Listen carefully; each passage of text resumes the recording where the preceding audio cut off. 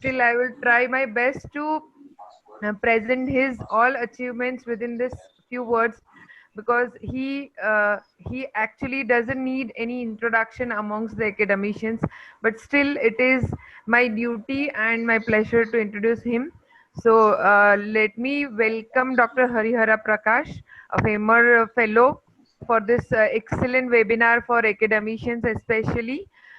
He is undergraduate from Pondicherry Central University in 1997, and PG program. He has done his PG program from MGR Medical University, Tamil Nadu, in 2001. He's a doctorate in physical therapy from National University of Medical Sciences, Spain, in 2015, and a former fellowship in IPE Manipal in 2019. He is a post-graduation diploma in osteopathy and chiropractic from UK. Actually, he is a unique amalgamation of neurophysiotherapy and orthopedic physiotherapy, which is a very rare combination amongst our community. So he has got so many certifications as well as awards from this. So he has been a fellowship in orthopedic rehabilitation by Apollo Hospital Higher Education Department. He is certified childbirth educator from Linda Herrick Physiotherapist. He's a certified neurodevelopmental therapy and early intervention program in high-risk infants from Mexico. Certified sensory integration program from Kimball Worthel, Canada. He has done his certified course in NDT for adult hemiplegic by Dr. John Demore from USA. He's a McConnell taping manual therapist, certified manual therapist by Tim Man, Australia. He's certified from balancing exercise and PNF by Helen Milson, UK. He has got the post graduation diploma in sports medicine also. He is diploma in yoga, certified in pranic healer. So the achievement goes on and on. Let us just narrate his excellent achievements at the level of India. He is awarded with the Rashtriya Vidya Saraswati Purushkar Award for Excellence Contribution in Field of Academics. He is a recipient of IAP Oration Award by IAP for the significant contribution in the field of physiotherapy. He is a recipient of award for academic excellence from Rajasthani Physiotherapy Association.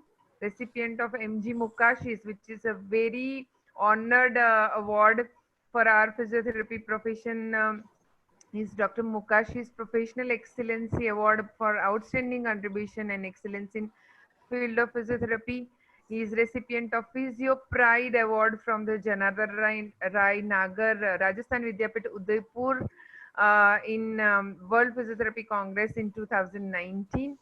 He is a member of Board of Studies and reviewer committees and institutional ethical committee of many reputed institutions as well as reputed universities of India, and he has been into reviewer committee of many journals, international and national journals of physiotherapy. He has delivered lecture in many conferences and conducted many workshops. If I would list out the names of this, then I guess I will take his time from the very informative session. So I would just say that there are many, list goes on, and he has guided 250 UG research projects and 50 PG research projects, as well as 3 PhD scholars. So he has given his talks on many national and international conferences, radios, and many TV programs also. I would like to welcome Dr. Harihara sir on this platform of internet teaching or web teaching, and I'm sure all the academicians who are attending this would take some or other things which will help them to enhance their teaching skills as well as beneficial to their students also. Thank you, sir, for taking out your valuable time and adding this value in our profession. Thank you so much. Thank you. Thank you so much, Dr. Bhavna. It was very embarrassing. At the same time, feels good to hear someone praising you, but you didn't keep up my words and you have read out the whole content of what it is. Sir, I feel sir, humbled and it is my duty. Sir, it is my duty to let the audiences know to whom they are listening. So, on thank you. behalf of and on behalf of IAP Women's Cell Gujarat as well as National, we would like to thank you for contributing this to our skill. Thank you. I feel humbled as I hear all these comments and good words from your side to me, and I dedicate it to my parents, my teachers, my mentors, and of course my dear students, because of whom what I am here today. Thank you so much.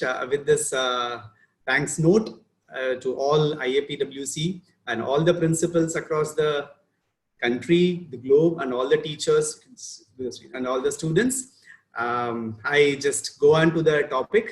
I especially thank IAPWC for giving this wonderful opportunity to interact with you all virtually.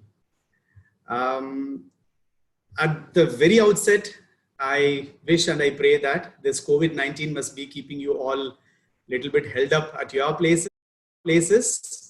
I pray to the Almighty that the situation should turn and we have to get back to the normalcy, or rather we should adjust to this new normalcy, the term which has come new normal.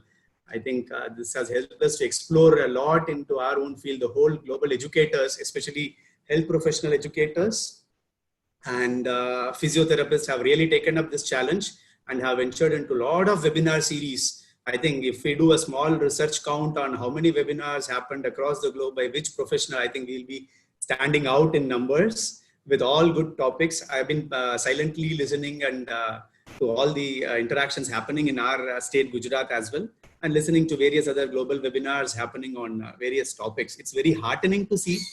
It is one of the advantages that Corona has done to us. Apart from, there are a lot of pluses because of Corona. Like we are now connected virtually. Probably we may not be interacting this much before Corona, but now we have been interacting regularly on a virtual platform, seeing each other. Then we are close to our family members, and there are less of other crime across the country. There is no pollution. So beautiful things are happening. So with this note, let me just get on to this topic. Just a second. Thank you. So when IAPWC, Dr. Shweta and Dr. Bhavna was talking about this webinar, education technology is one area where probably physiotherapists are still venturing into. FAMER has given a great opportunity for me to learn many good things. I could see Dr. Swarna over here. Welcome, Dr. Swarna. She's a very intelligent, a great FAMER fellow who is from Ahmednagar. She must be agreeing to my words because FAMER gives us a lot of education information, how to tackle the students, how to deliver the modules, what are the basic skills required. So this topic is going to be an eye-opener for many, and for experts in the field, teachers, professors, it may be a refresher course like. And the disclaimer is that I have taken it from various FAMER workshop modules from where I have learned many of these nuances on the NAC, plus my own experiences I'll be quoting in between the slides as an examples. And most importantly, my humble apologies I would like to place beforehand before I start the lecture. I term myself as electronically handicapped. You know, disabilities, there are not only 21 people like me who are technically not stronger. I have to take help of my faculty to get into this virtual platform. I am a F2F teacher, that is face-to-face. I would like to see the students, look at their faces, see their responses. Are they happy? Aren't they happy? Did they get my point? All these things are quite possible when you are in a traditional classroom, F2F classroom where you will be. But here, it is a little bit tough to know whether the other side, it is like I'm talking to the computer, talking to the laptop, looking at the screen, which is something a bit embarrassing. So if anything goes wrong because of my technical fault, please forgive me for that. One more thing is that since there is no much of chance to have a great interaction during this 45 minutes or 1 hour of talk, I'm sure you may be having some doubts, or you may want to add some points, or you may want to debate, or you may want to contradict certain areas. You can just put it in the chat box. So once when the lecture is over, we can open up and discuss one by one, if at all any queries are to be answered right away now. Otherwise, you are always feel free to contact me through email or through phone numbers, WhatsApp, and I'll be glad to answer all your queries and take up points from you if you want to add on something, because teachers are lifelong learners. Learning never ends for teachers. We have to keep updating ourselves. Each and every day is a new day for us, and we learn from each and everyone, right? From a child whom we treat, or from the students who are attending our lectures. I grew myself, I have groomed myself, I have corrected myself from my own mistakes. So this is another chance for me. More than me teaching or sharing my information, I'm going to collaborate with all of you to get more information from you too. So feel free to write to me in the chat box, or later after the lecture, if the time is less, I'll be glad to answer you. So given the present situation, this slide is mind-boggling. If you can see this, you can place yourself, you can put your photograph in the person, which is their personal learning space where you are, and you are bombarded with so much of technology around you. There are online communities, social networks, web browsers, file sharing tools, webinars like this happening, and then Moodle platforms, cornerstones, curation tools, a lot of applications, WebEx, Cisco, so much things are there nowadays. An individual is bombarded with so much of technology, and there is a lot of scope for the teachers and for the students to grab knowledge, because this is an era of information. Information is strength, knowledge is strength. The person who has it, I always say to my students and to my children also, Darwin's theory is now unfit, because if you all remember, if you recall it, what Darwin said is survival of the fittest, the person who is fit.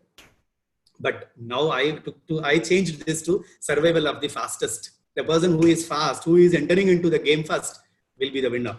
So that much amount of fastness is happening in this mad rat race world. So much of innovation, information is there. But definitely looking at the positive side, as I said, how Corona, though a lot of lives has been lost and many daily wages are suffering from, but it has brought a lot of good things also. So it has got both pros and cons. So this is how we are all now connected. And probably even if you are out of this crisis, the COVID one, I think many people have explored so many things. Probably this may be the era now. Virtual classroom, virtual platforms. We may be interacting with the students, co-professionals through such platforms. Thanks to the technology, and they are the people who help us out to reach all of you. This is how we are now placed. So the context of today's lecture is lockdown in the wake of COVID-19 outbreak has resulted in unprecedented limitation to our mobility, impacting everyone in society. We are held at one place. Though education had come under non-essential services, because it is, as I read in some joke also, had it been known to me non-essential, I would not have gone to the school. But learning never stops. Hence this webinar, and people are trying their level best to impart knowledge and everything in this short time. We as teachers, I always feel we are the mother of all professions, because we produce, and software and engineer, mainly the school teachers, but put our efforts earnestly to bring out good academicians, healthcare professionals, and researchers. So once lockdown is removed, we are going to start our routine. I think many of us, including we, also have started our routine, except for the UG students to come back to our place and the interns. The stall is happening. This lecture will come handy to teach. My sincere thanks to all my teachers, right from my school. My mother was my first teacher. She was a school teacher, and I did my KG under her. She is my first teacher, not known as a mother, as a teacher. Till now, all my teachers, my family, mainly the Manipal faculty. I would like to take the name Dr. Siraj, who was my mentor, who had taught me how to teach effectively. And of course, the IAP, Dr. Bhavna is there, and Dr. Shweta, who is a sub-coordinator, one of my faculty, who herself asked me to get down to this topic, and all the coordinators, Ruchi Vashni, and so many people who are doing good. And Dr. Dara is there, IAP president of Gujarat. This women's force is bringing us a lot of opportunities, and I thank you all personally to be with you all on this virtual platform for knowledge sharing. So today's 45 minutes of 1 hour of talk is going to be revolving around, I'm just going to introduce what SGT, that is small group teaching. What is that group should be, how small a small group to be, or how big a small group to be, and its effectiveness. What are the basic skills needed for SGT, common errors that as a teacher we may be making, what are the different generic methods, specific methods, facilitating methods, and bit of research touch, roles and responsibilities of tutor and the students, and how the dynamics of groups should be. And of course, when there is something happening, problems too, as I told you, technology sometimes leave us in problem. Every activity there will be a problem. It should not be seen as a problem. It is a challenge or a threat. We have to convert it as an opportunity and overcome it. What are they? And how do we evaluate SGT at the end of it? And some take-home messages. This is going to be the today's lecture. So why I have taken this topic, purpose of this talk. When I was told to take something on education technology, I thought this talk will be appropriate, because being a webinar, though it is a practical workshop topic, we do a lot of 2 years before we conducted in our campus also and in a workshop over where we talked about these things. So to facilitate thinking of the educators, that is the only thing which is unique to human beings, and mainly for the teachers, we have to keep on thinking. It is going to facilitate and to help less experienced teacher, I mean the budding teachers or the students, PGs, who if they are all there on this platform, to develop the discussion and cognitive skills of the student. That includes interns too, and their own skills in method of learning, which are primarily concerned interpersonal interaction. It is, and one of the 2 days before, I took a talk on teacher-student made for each other, where it is because of the teacher, the students are, it is because of the tutor, the students are. So there should be good interpersonal interaction. I'll be touching that area also, to refresh the knowledge and engaged in teaching, and then to provide guidelines and suggestions on facilitating talk and various methods for small group teaching and learning, and to evaluate the effectiveness of SGT. So this talk will draw on the views of experts and practitioners as well as the relevant research. As I told you, few are my experiences. Majority are already there in the literature. I have a lot of research reviews are there in many areas. I have touched that also. We're giving references which will be helpful for the faculty to go for further reading, taking those as references. So this is the introduction. Effective small group learning in medicine is a challenging task. And it is realized by everybody. It's not that easy. Large group means it is a large group. Every medical college has got 150, 200, 250 seats. And even physiotherapy also 100 plus students are there admitted in few of the colleges in our own state. So that is a different issue where information is passed on. But small group learning means we want them to get on to the topic, understand everything, which is a challenging task. Indeed, many texts and articles on learning in small groups put too much emphasis on the role of the tutor and too little on the role of the students, because most of the lectures that we conduct is mostly tutor centric. Like I am here in the class, I wanted to convey something and I convey it. So teaching happens because it is tutor centric, but does the learning happen? Teaching learning is like husband and wife, like how research and biostatistics are. Teaching is incomplete without learning. So learning अगर हुआ नहीं है तो teaching का कोई फायदा नहीं है. But we are not looking into we focus too little on the role of students. I'm going to touch that also in the coming slides. So Stenhausen, way back in 1971, we are talking about Famer and Fellowship, which is all from 20th century only. But he has talked in those days, developing small group teaching depends as much on student training as on teacher training. Both. Student need also to be trained. What is small group? What is your norms? What are the basic etiquettes that you have to follow? What is expected out of you? Teachers are getting trained, like these workshops are going to help us to know what is it. But students from the other side, the other receiving end, that user people should be having a friendly atmosphere. That is also equally important.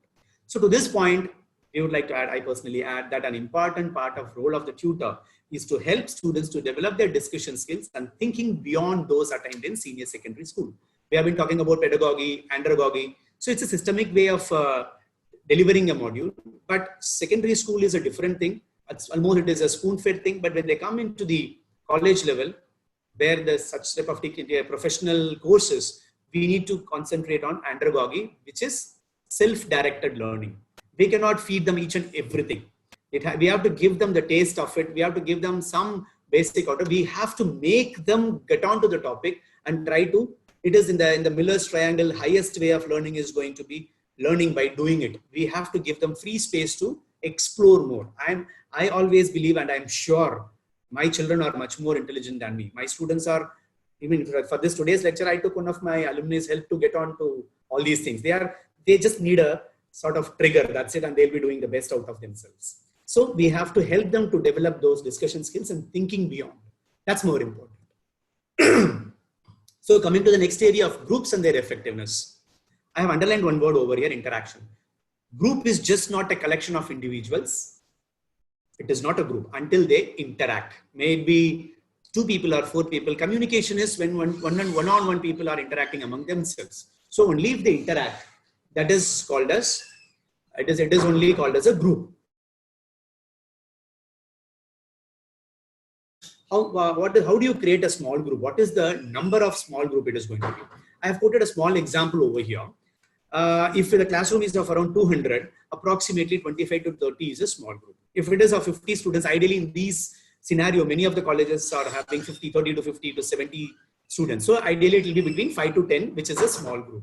So it is somewhere, it is a rough number, arbitrary number. We need not, it's not that we have to restrict it to this number, which I've quoted over here. It is just an example of how a small group should be defined. Because ultimately we want interaction to occur. The passivity should be lost. The main lecturing way in the lecturing or in the large group teaching, most of the time students are passive listeners. Here we want to enhance their participation. So the group should be minimized or optimized to this number approximately. So as the group size increases, knowledge increases, because you could be able to deliver so much things, because you're not giving time for the audience to interact with you. You're not going around. You are on one side, tutor or the facilitators, they're only teachers and their students are on the other side. Knowledge increases, but the opportunity to interact decreases. So that is why in small group, we don't call ourselves as teachers. We are facilitators. We are giving them chance to interact with us. So knowledge base is there already, but you have limited time, limited focus, limited force, and you're going to increase the interaction. So the Bales et al., he has talked about it. A group of 3 or 4 was best for developing critical thinking and decision making. And everybody will now disagree over how is it possible in a medical school which is having 100 plus teachers. So we have to adjust. One has to work with the groups. One is given. So ideally you need to develop your own concept and you have to develop your own group. So what I personally say at this juncture is you can still do small group teaching in a larger group also by splitting them into parts. How to do it? The coming slides will be helping you to understand that concept. I guess so far now it must be clear, and I apologize if people are not getting a hang on what I'm telling it. You please put it in the chat box. I'll get back to you at the end of it. So what are the benefits? Why do we talk about SGT in this scenario when there are more number of students? Ultimately, knowledge transition should occur. So the main benefits is development of discussion skills and thinking.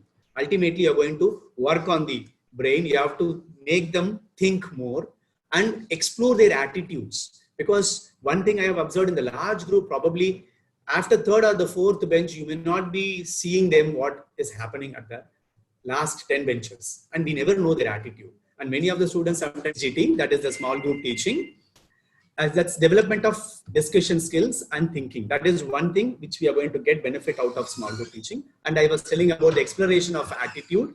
That is, we wanted to improve the attitude of the student for which they are here for. Irrespective of their personal likings or dislikings, we wanted that when they are in the classroom, they should develop the attitude of respecting each other, giving chance for others to interact and to say their views. So this SGT is going to effectively groom them to know about their attitudes. And the next most important thing probably we missed to do is sharing and reflecting upon experiences. This reflective writing, probably FAMER fellows will be understanding the important of work. We should always allow the student to go back, reflect upon what had happened. So in the education technology workshop, if it runs for 3 days, 8 days, 10 days, in that the one person will be given a duty as repertoire. Repertoire is a person who takes notes of what had happened in the whole day, right from the beginning to the end of the day, that activities. And next day morning, the repertoire's job is to come and reflect upon what had happened, including his own experiences. It is just not the summary of what had happened yesterday, what the tutor taught. Reflecting is their personal experience also, how they felt, whether the lecture was really helpful, do they get any take-home message, and does it create any impact in their day-to-day life, behavioral attitudes, etc. So that reflection is, in fact, those who practice reflection, they are, in fact, will be successful in their delivery of lectures. If not, at least we can start from now on. Our students are all, they will love that reflecting upon when you do it on the next day lectures. Next, The extent to which these benefits are gained in small group is of course dependent upon the skills of the tutor and not the students. Because if the lecture didn't go well, if you could not able to give exactly what you wanted to give, we cannot blame the student. Yes, the students may be on the other side not interacting with you, or they have been completely passive, or you found them sleeping or lost interest. Who is responsible for that? It is the tutor who is responsible for that. And you should have the skills. It is not the method which is important. It is the skill which is very, very important. You can adopt various methods. It is like, you know, you are as a person, a good cook, you would have cooked very nicely the dish. But if you don't know how to serve it to others, probably people will not taste it. Or even if they taste it also will not enjoy the food because the method of serving was not good. So on the contrary, if the method was not that good, but if you had a very good skill to deliver the content, probably they will enjoy the lecture. Like, you know, you forget to put salt in that food which you have made, but you have given it in a very best way with all love and affection, or the beautiful way of serving it. People will not even see that salt is not there, or in the coffee the sugar is missed out. So skills are very, very important, like how the delivery is happening. So Blee in 2000, I have given the references at the end of the slides. You can go through that book. Small groups are better than large groups because it helps in promoting the developing attitudes and values. And they are very effective, but not efficient as large. I think you will be able to understand the meaning of effectiveness and efficient. Effectiveness is more of outcomes, and efficient is about individual capabilities and abilities, how a person is. It is efficient that you could able to give what is to be given in the 45 minutes of time. Just keep talking and deliver the things, and you can give the information. It's just imparting the information. But on the contrary, SGT is going to make it more effective. Outcome, you're going to analyze after the end of this lecture. We have the learning objectives. Once when you are finishing it off, you should go back and see whether you got all those learning objectives met. That's very essential. I'll go to the next slide.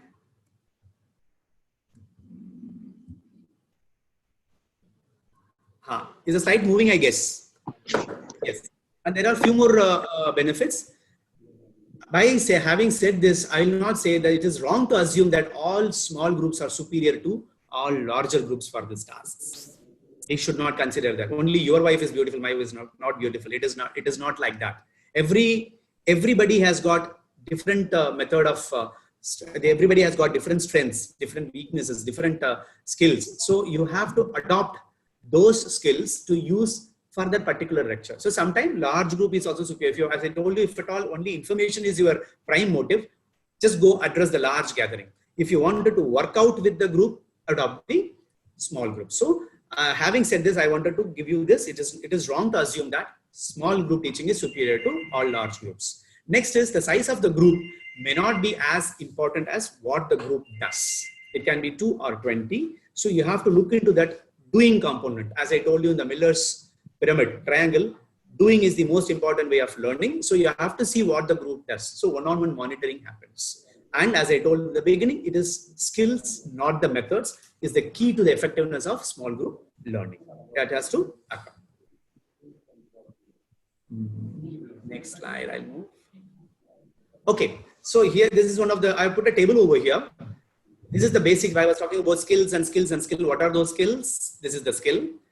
Asking question. I'll be deliberating on all these issues on the left-hand side. What is there? We'll be talking about in the coming slides. Discussion skills of the tutor and students. Asking questions that will lead to gaining understanding. By asking, you understand certain things.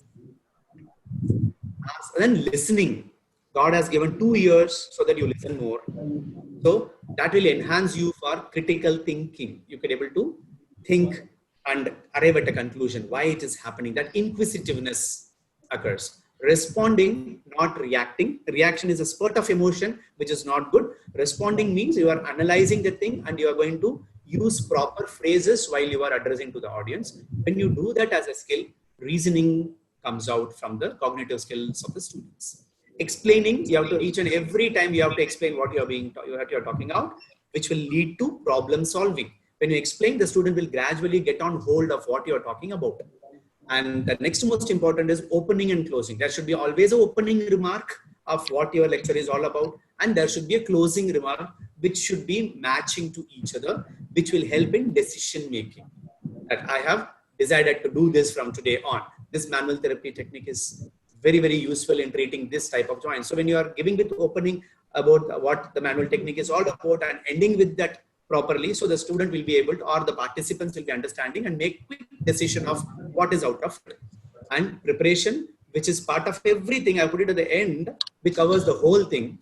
How it is prepared, as I told you as an example, mother cooking food, how she prepares, that's very important, which will help in creative thinking. Creativity is lost in many of monotonous lectures because you keep on talking. Even sometimes the creativity can be not alone by doing some hands-on work. Even if you modulate your voice, give a good pause and pause in between, raise your voice at where the emphasis has to be given, slow down your pace where you have to give space for the student to think. So even these things also helps in students to make it creatively, and for the tutor also to make it creatively, that the student enjoys the lecture throughout your 40 minutes, because the brain's capacity is 20 minutes. At the max, you can push on to 40-45 minutes. Beyond that, any interesting lecture will start making the student dull. So you have to be careful in managing the time, which I didn't put over here. That is also one of the important things, managing the time. Like today, I was happy when Dr. Bhavna just entered at dot 11 and we started the lectures. So that's very essential. Time management is very, very essential, which needs to be taken care of. I still could not able to disable the waiting room. People are coming, I'm admitting them. Pardon me for the break in between. Okay. So as I told you, I'm going to look on to all those tutorial skills. First is asking questions. Dixon and Hargey in the year 2004 talked about it. Used skillfully, questions are a potent device for initiating.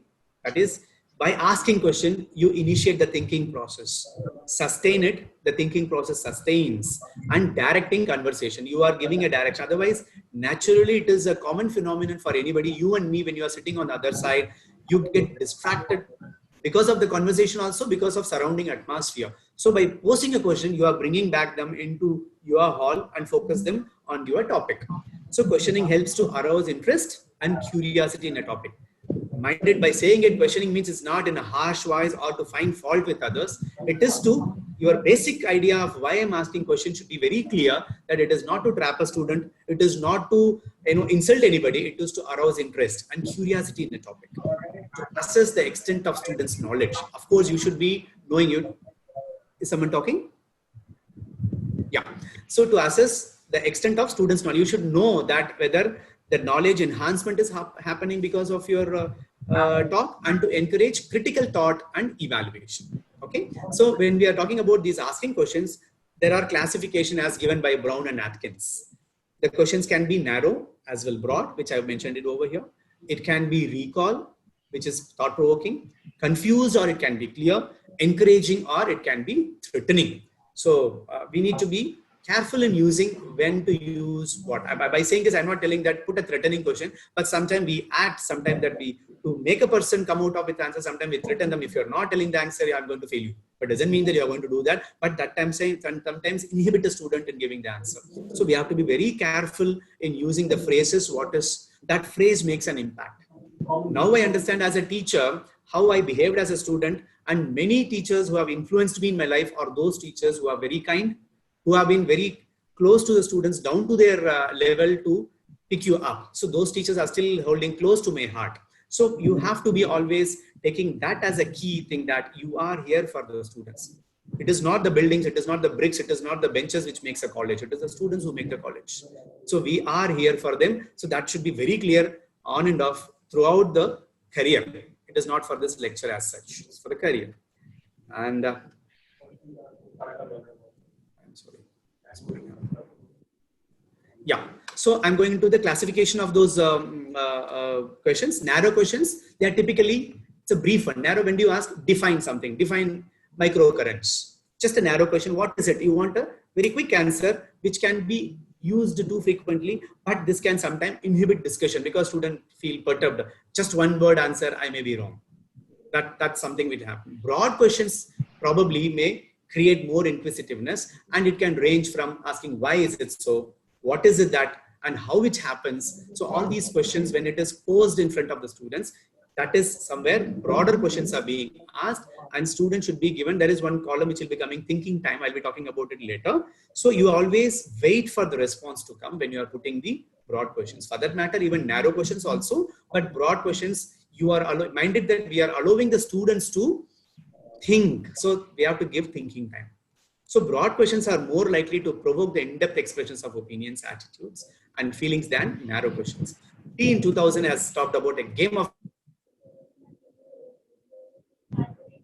over here. Sometimes the teacher has an answer in his mind. For this question, this should be the answer. So, and you pose a question to the student, and students will start giving answers, and you will keep on waiting for that response only to come.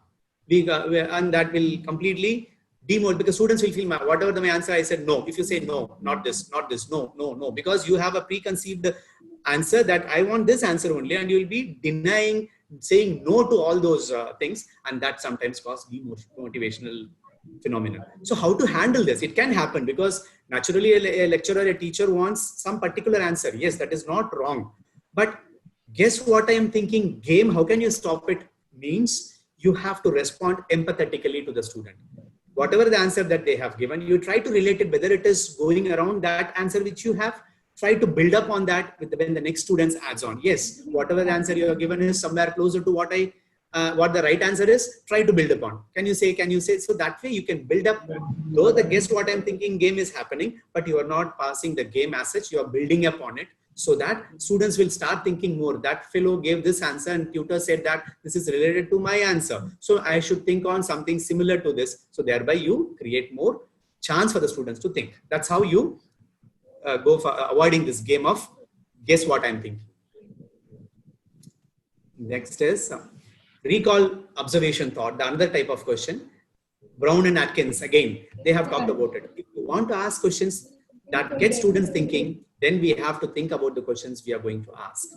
Because you have a mentality, you want something to bring out from the students. You want them to think, you want them to ask questions. So in that case, you should also think what type of questions should be asked by the students. So it's again made for each other concept. The tutor student should have a close interpersonal relationship. You should be able to, like, always in South Indian family, they say the wife always gives what the husband wants even before he utters a single word. That much amount of understanding happens between the husband and wife that even before the husband asks, I need a coffee, she'll be with a cup of coffee. Same is the case between the teacher and the student. There should be a good bondage and understanding between them. You should anticipate, my student must be expecting this. When you start working on that angle and you give them the questions or the format to it, students will start enjoying because they were expecting that. And the reciprocation automatically starts, and the students know what this lecturer, what this professor wants out of me. He has a clear-cut goals. Then gradually he will be drawn into your, and you will be started. And most, when I'm coming to the point of recall questions can be useful at the start of a discussion to assess knowledge. As I told in the repertoire, you are trying to recall what happened yesterday. Sometimes you can go back to the last year in the BPT second year. In this lecture, you got this type of concept. Can you recall that and say about it so that we can build together? So that will improve their cognitive level of observation, go back, recall, thought process, and come back with an answer. So these types of questions are used only for about 20% of the time in the class. That's quite unfortunate. Many lecturers don't give time to think about the nuances. That's what I say. These are all the knack. Some people ask me, what is the knack and nuances? Means, how to get on a hang with our student. Because इनको नशा चढ़ना चाहिए, teacher का class मेरे को चाहिए. So how is it possible? Only by developing on all these skills. It's not only, as I told you, it's not the method.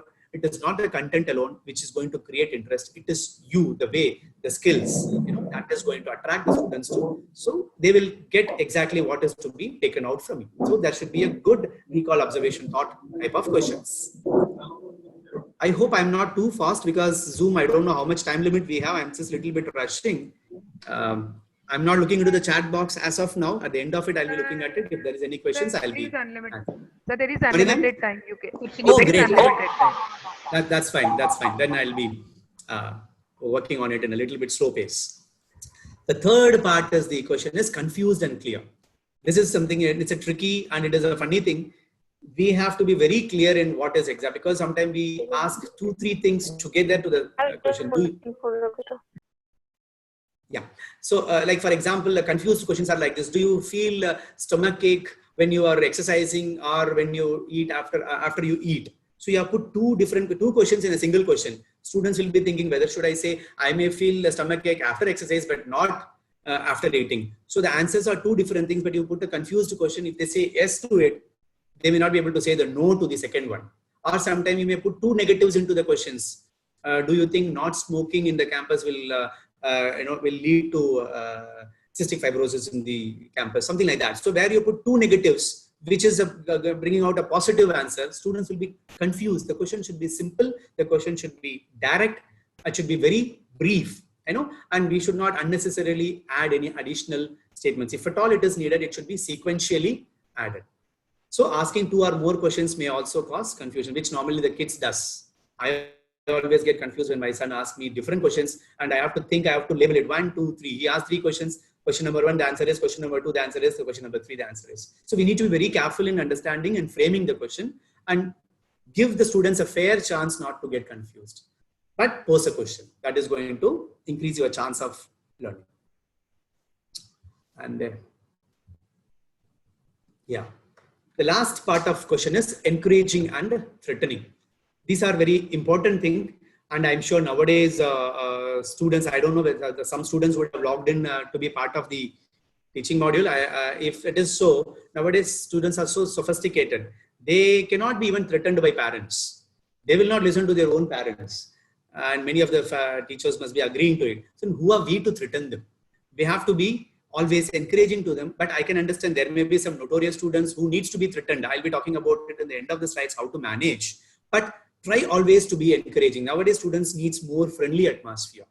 As I told you, I cannot scold my own son for a reason. Then how can I scold someone else's son or a daughter? So I need to go in a very friendly way, at the same time encouraging. The same question can be asked in a number of different ways, which can either encourage or inhibit student responses. I'm sure, like for example, I'm sure you may not be knowing. Tell me what is the different types of currents which are commonly used in electrotherapy. The beginning itself, we are told that I'm sure you may know. So that itself inhibits the student. Rather, the same question can be asked in different. I'm sure you may be trying to recall what has been taught, or you may be trying to, I'm sure you will be having the capacity to think back and give me the answer. Different types of currents which are all there in the electrotherapy things. So the things that are the way of asking the question should be always encouraging. You should generally try to adopt an encouraging style of question in order to facilitate discussion. So when you, by saying encouraging, I'm not telling completely student friendly, but use those terminologies correctly so that it makes them to answer you. This is not to say that the questions you should ask should be easy. You can ask a tough question also in a different voice, different stance, and use a different phrase that can make the difference between an intellectually difficult question being perceived as threatening or challenging. You can ask a challenging question in an encouraging way. So there are two ways to use that. One is prompts, another is probes. The prompts are something where we call it as hint. You give a clue. Like commonly in the practical Viva OC, we use those prompts. In the undergraduate level, you ask a question, students is not able to understand exactly what the question is. You give a hint to them.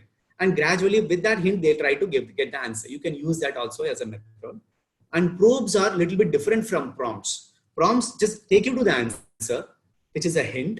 Probes are which will make the student think more. You give a question, you give a problem, and you try to give some related answers to it so that they start thinking it is similar to, like most of the time when we talk about differential diagnosis, these probes come for rescue mainly when you are doing postgraduate teaching, where you want the students to make differential diagnosis. You want the students to derive at a conclusion. You want them to come mainly in problem-based learning, PBL.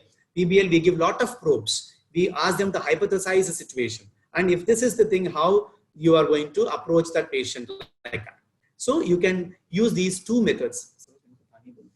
You can use these two methods to make it interesting. One is prompts, which is a clue, and probe, which can be a link to the, which will promote discussion, right? Next up, I'm going to the next slide. Okay.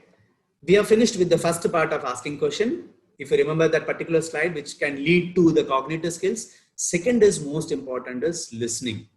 Listening is the most fascinating thing. I always feel that. It can be listening to a good lecture. It can be listening to a good music.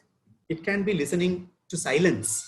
You derive many things out of silence. Early morning listening to the birds chirping, or in the late night when calmness, peace is there, listening to yourself, your own heartbeats, your own breathing things. Right? So that is why I always say God has given two things: 2 ears to listen more and one mouth to speak less. But as I told you in the beginning, we teachers many times forget that we always turn a deaf ear to the students. We don't listen to their comments. At least you should have the eyes to understand their gestures, whether they are showing some. This is the problem in the virtual platform. I couldn't able to see all of you. If at all I have to stop this and go into the face. I may not be knowing how many of you are enjoying the talk. I'm not able to see whether you are getting what I'm trying to, that is, which can happen in F2F, that is face-to-face teaching. But anyway, given this situation, let's talk about how listening can be effectively used as a tool to improve the cognitive skill of a student. So it is very important to listen well to what is said during small group discussions, because try to hear the explicit, that is what is verbalized, and underlying implicit meaning. They verbalize, but they may be having different doubts inside their mind, which you have to read through the explicit answers that they are giving. Okay, all members of the group have a responsibility to listen, including the tutor, but the tutor has a special responsibility for retention of what has been said, so that they can recall this at appropriate times to help the students remember and see how ideas are linked. So teacher has the responsibility or to develop the capacity of what the student talked in the beginning of the, you would have posed some 20 questions and you would have got some 200 answers from 30 different people or 5 different people. You should be able to try to recall what the student 1 said, what is the student 5 said. It will be very nice, if it's like how a clinician remembers the patient name. You would have visited a clinician for your some other problem 2 years before, and you're going today for your some other consultation. And if the consultant calls you, "Hi Harihar, how are you?" You will feel so close to that person. This man remembers my name even now. So something like that, if you recall all those what the student said, try for mostly the good things. Don't try to recall the bad things. If at all you recall the wrong answer, what the student said, use it as a probe to build up on it and to correct it. That's more important. Doing this can increase continuity in the discussion. You are taking back, you go back, you can move back and forth for the lecturing. You go back what you said in the beginning, coming back. That's very important of keeping the discussion alive and keeping the students engaged. So let's see what are the, still people are joining. Okay, the levels are listening. How? Because when I say listening is very important, how do we listen? There are 6 different types of levels of listening. Everybody adopts this at various levels. You can compare yourself. Skimming is casual listening. You are focused on something else and you are listening to some music, but you are not, or you are listening to some talk, something. But if you are not giving complete attention to it, it is skimming. You are just grossly seeing, listening, what does this all the lecture is all about. That's the first very basic level of listening. From there, you build up to the next level is surveying. Here, you listen to obtain an outline. Okay, of all these teaching methodology of education technology, this lecture is focusing more on the skills of short group, small group teaching. So you obtain the outline of it. Then later on, you go to sort out, categorizes the content. Okay, in that he is talking about listening, he is talking about asking questions, he is talking about explaining, opening, closing remarks. So this is the category. So that sorting out will make you further to decide whether to go on to the continuing listening to it or to stop from there. And the third phase is very important, which will make you decide either to continue or to stop. Next is, if you're proceeding further, means you're going to the next level of listening, which is called as searching. So you will be now, when you are satisfied with the contents of the lecture and you got the outline of it, you will now start specifically to what are all those things which I need. I'm sure those participants who are all over here for this lecture would have come up with some objectives like, let me see what this man is going to talk about. I want to get something, whether he's going to talk about it. This is going to be helpful for me. You must be having some objective. So you will wait for that objective to be covered. If so, your searching ends over there and you are going to be happy going out of it. If it is not there, probably it's beyond the scope of this lecture. Probably I didn't know what the listeners are expecting out of it. So it can happen. And next is, after the searching phase, the last phase of listening will result into studying. So listening gradually gets converted into studying non-verbal cues. You will go beyond the content. Like you have listened to something in statistics, we call it as descriptive statistics and inferential statistics. Descriptive is what is there, you describe. Inferential is you go beyond what is being described. You try to applied knowledge, non-verbal cues. So if you are listening it with full focus of skimming to surveying to sorting to searching, you will start studying and you will get the best outcome, and you will start inferring beyond the talk, what is being told about it. Next, third part of it, we have finished about asking questions. We have talked about listening part, and third component of small group teaching, you have to, so you should ask question in small group teaching. You should listen to what the students are talking, and now you should respond. Take a small break.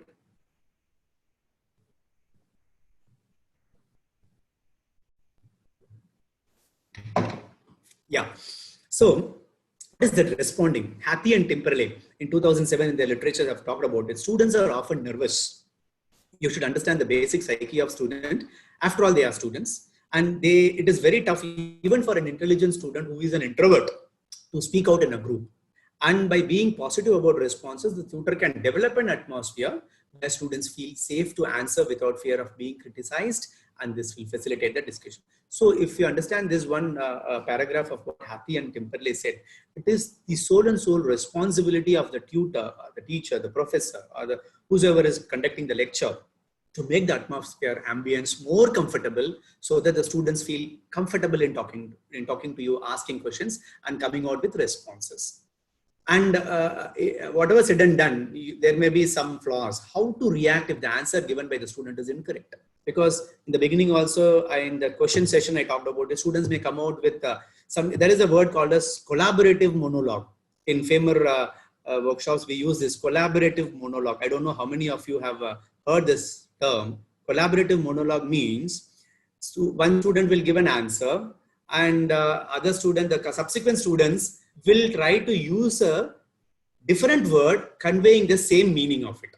Monologue means single. It's not a dialogue. One single answer is there, but they will use different terms to give it. So that becomes very much embarrassing for a teacher to break the monologue, to bring them out of that shell, And it is absolutely, if it is partly correct, that's fine. You can build up on it. But sometimes if it is absolutely not correct, how will you react? I don't know how the people will react. You have to ask this question to yourself when you're a student, and especially when you are not in a good mood. You would have picked up a fight with your spouse and you're in the campus. And in that case, if a student responds like this, what is the answer? Please ask yourself and rectify it.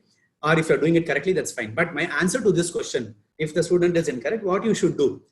Always you should try to thank the student. That's more important, because they have respected your question and they have given you some answer. That's more important. Whether it is right or wrong, deliberately incorrect, or sometime to check the lecturer. There are some notorious, superbly intelligent students try to give answers in a wrong way to check whether this teacher understands this or he gets it, whether it is incorrect or not. Whatever it is, you have to be strong in your knowledge.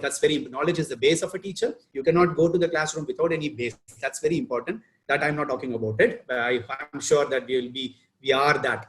But when they are incorrect, still try to be kind to them and thank them for responding to you. And at the same time, you can be empathetic. Try to gradually get them out of that. No, this is not right. Because give the reason also why the answer is not right. Why this is unfit for this question. When you are giving that with the reasoning, then the student will definitely understand this teacher is right away not negating my answer. He is trying to give me the base behind why the answer is not right. That's very important. So you have to take out time. We have enough time, 40 weeks of academic calendar. This time Corona is taking us much more time, and we are coming back. I'm sure every teacher is going to do a review class with whatever the online lectures that we have done it. So you should have the time and patience to understand and explain to them. Next question is, if the teacher wishes to leave control of the discussion with the students, what can be done? Because you have posed a question, students have listened it, and now they started responding to it. And you see that something good is coming out of it, that the students are effectively interacting among themselves, coming out with some good points. And you wanted to leave this discussion for the students. At the same time, you want to come to a conclusion. So what can be done? So these are the certain steps: reflecting back, perception checking, paraphrasing, and silence. So when we're talking about reflecting back, I have talked about it in the beginning itself. What is that reflecting back? So here, reflecting back is you are going back to what the student talked about in the beginning, and you try to take a link to that thing, and you are sustaining the discussion happening. You initiated a conversation, students started effectively discussing, and if you want to sustain it, you reflect back. And next is perception check. What is that perception check? Is that when a student is giving an answer, you should try to perceive what the student is having it. So like, for example, a student is giving an answer, so you should empathetically go take it along with. So when you say microcurrent is going to give pain relief when compared to Russian currents because of this reason, blah blah blah, you are trying to take his answer, and then next is paraphrasing it in your own way. You check the perception that the student is having the right concept or the wrong concept, and address it to it and paraphrase it in your language. You can try to bring up, because you are much better than him, you can use better words than the student does. You paraphrase it so that the discussion keeps on running and there is no monotony, because you are using a different word with the same meaning. And the last most important, which I was telling about, is silence. You try to create a silence over there. Silence doesn't mean an absolute pause over there. Silence means you are looking at the eyes of the students, going around with that group and see whether the thought process is happening or not. Give some time. Silence means you are giving a time for a student to think. That is called as otherwise thinking time also, which I'll be further emphasizing in the coming slides. Okay. So if you want to sustain or allow the discussion to happen among the students, you be there as a facilitator. You are not on the other side. You are between them, and reflect back, check their perception, paraphrase it in your own language and build it on it, and give some silence, pause in between for them to think more. Right. Now we are moving to the next one, explaining, which is an important task, which is absolutely an important area of SGT, even for LGT, for any clinical teaching also. Explaining is the most important area. What does it mean? Brown in 2006. I've quoted everywhere the author also, because that will help you to go back and read the material. An attempt to provide understanding of a problem to others, and understanding in this situation involves seeing connections where hitherto not seen. Here, when you start explaining the things, even if the student is completely disconnected with you, there is no connection between, like how Nokia, the hands-on-hand connection between people, there should be a connection between the tutor and the students. When the connection is lost, when you start explaining to them, the situation changes and there will be a good connection, rapport building up between the students and the teacher. Please keep in mind, explaining is a skill which can be developed with practice. It takes time. It's not a one-day program. Rome is not built in one night. It takes some time. You have to develop that. For that, you have to consciously check what are those methods I'm using to explain. Am I too much verbose, or am I taking some life experiences, or am I taking some examples, or I'm paraphrasing it? Try to see how the explanation is happening, and context to context, the method of explanation differs. Sometimes you have to use a model, sometimes you have to do it on a live patient, sometimes you have to do chalkboard teaching, sometimes you have to draw things, sometimes you have to make a mind map. That is a different concept map, mind maps, or another way of explaining things where you connect the students with you. They are virtually with you, brain to brain connection attachment starts. But one thing more important, if used too early in a session, just as a start of it, there should be a slow building up, like how a house is built. You don't build the 9th floor first. You make a foundation that you have strong foundation, then gradually the basement to first floor to second floor. And if you start explaining in the beginning itself, complete passivity will occur. This is my own personal experience. This is my own line, which I wrote it as a beginning of I'm talking about the beginning of my career. As I go in, I start explaining the things directly. There is no building up. There is no, that one. The reason is one is the student lose the crux of why it is. So like how in the movie, the climax scene only reveals who is the killer, who is the winner. Like that, there should be some build up happening. You have to build up. The student should be inquisitive. They should be curious. And when you come into the explanation part at the right time, that interaction, active process starts. If you use it in the beginning itself, start too much explaining, students will lose the insight. So have a check on your explanation module when you are going to commence that in your talk. That's essential. Okay, so there are some characteristics of effectively. I have just highlighted it over here. Clarity and fluency. You have to be using proper terms, avoiding vagueness. Don't use vague words, and ambiguity should be not allowed. It should be completely unambiguous. Emphasis and interest. You emphasize on what it is, and it should be having an interest. The explanation should develop interest and inquisitiveness among them. As I told you, use examples, clear and appropriate ones relevant to the context, and it should be more organized. And check taking a feedback. I hope you understand. Is there any queries now? Like you should start asking it, or we can pose a question over there. 1 minute perceptor. Just say what I told about it. Get a feedback. Hope you got it. Can you just now reply back what it is? Can you say in your own words what I talked about it? Take a feedback. Explaining should always end with a feedback. Many teachers are afraid to take a feedback, thinking that what happens if I get a bad feedback? No problem. My lecture may not be liked by many. There may be 100 people over here, out of which some 20 are benefiting and 80 are not benefiting. Ultimately, I'm going to be benefited because by knowing why I didn't attract those 80, I'm going to improve more. Otherwise, if they're not interested, means I'm not responsible. I'm least bothered. I'm happy with what the 20 is. So let us not, as a teacher, you are like a warrior in the forefront. You should not be afraid of how Pakistani army shoots, or like COVID warriors who are like nurses who are fighting against the disease. You have to be ready to take bombardment from the students. Forget about it. And sure, one or the other day, you will get the right feedback from the students because they are the one who are going to give you the right feedback, provided they are comfortable with you. That's more important. The next part is opening and closing. One before the important skill that tutor should process. As I told you, opening is a very important thing. Start with simple tasks in a small group for short periods of time. So whenever we conduct a workshop related to FAMER, if it is 2 days, a medical education workshop, which we do it, we always do with icebreakers. Icebreakers are like, here, like even this is a group where we are not known to each other so comfortable. Very few are known to each other, few may not be. So there should be a good group among themselves. So ice breaking is one activity.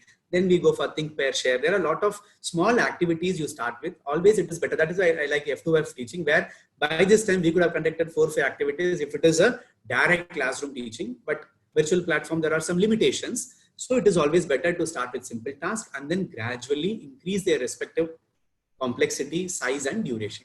So the opening of small group sessions sets the tone for the rest of the learning.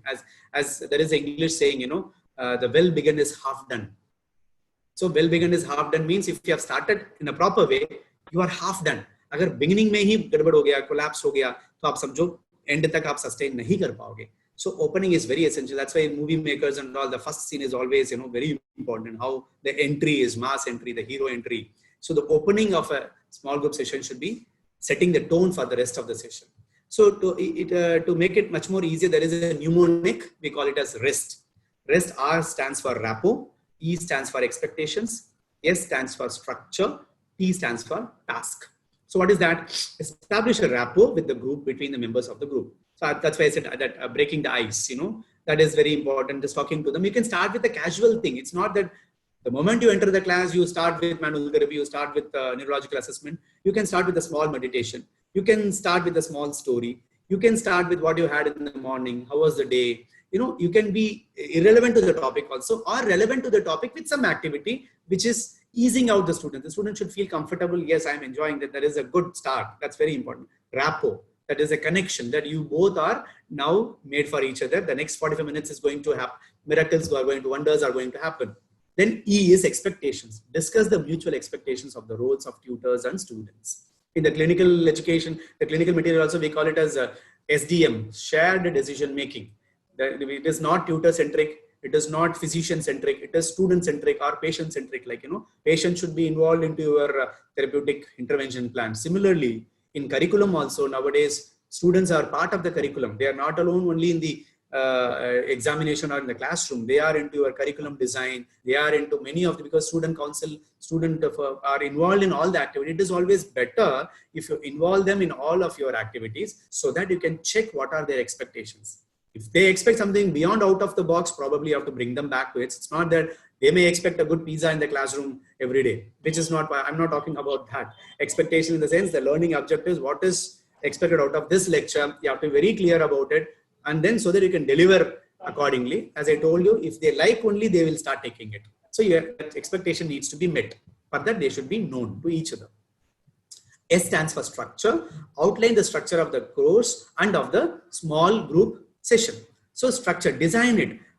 Because when I was planning for this lecture, I took some good amount of time to design the slides, to make the points. You would have seen some, I've used different colors. It is just not alone for you to attract, for me also to emphasize on all those areas which I want to give more emphasis. I have to structure, because small group teaching itself is a 3-day workshop which we can do continuously with a lot of activities and everything. If I have to cover it in 1 hour or 2 hours, I should define a structure, how the flow of my talk should go.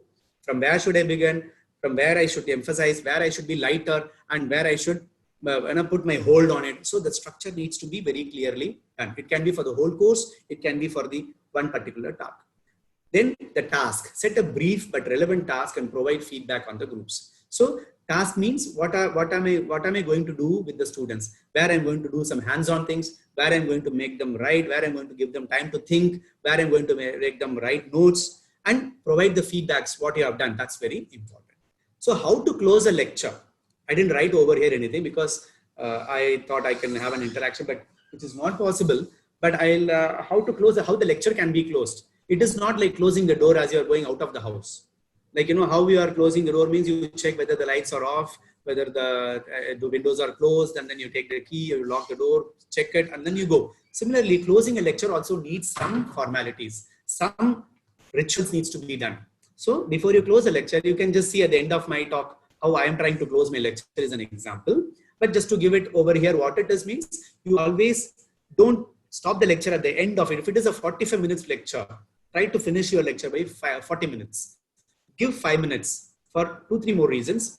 One is that you give adequate time for the student to ask some questions, to clarify their doubts. Second most important is to, like how you do a FIT principle, and when you're going for a circuit training, you do warm up activity, then cool down. Similarly, this 5 minutes is the cool down period for them to get out, you don't want them to be hanging on with the same lecture. The lecture has created so much impact that he is not concentrating on the next tutor's lecture. He will get angry that you are still in the previous lecture.